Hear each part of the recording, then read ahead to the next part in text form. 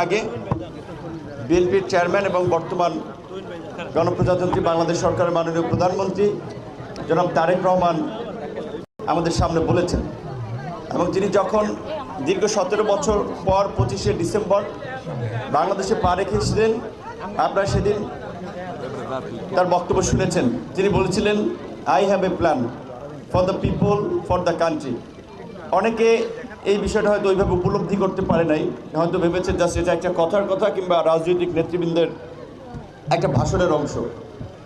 প্রকৃত অর্থে আমরা তার সাথে কাজ করতে গিয়ে দেখেছি তিনি যেটি বলেছেন তার একটা প্ল্যান আছে দেশের জন্য, দেশের জনগণের জন্য, এবং সেটি যে একেবারে বিভিন্ন স্টেক হোল্ডারদের সাথে আলাপ আলোচনা করে একটা বাস্তবায়নযোগ্য প্ল্যান তিনি নিয়ে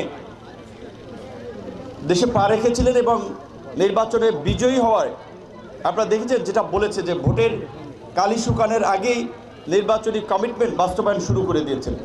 শুধুমাত্র লোক দেখানোর জন্য একটা প্রকল্প কিংবা একটা অঙ্গীকারের বাস্তবায়ন নয়।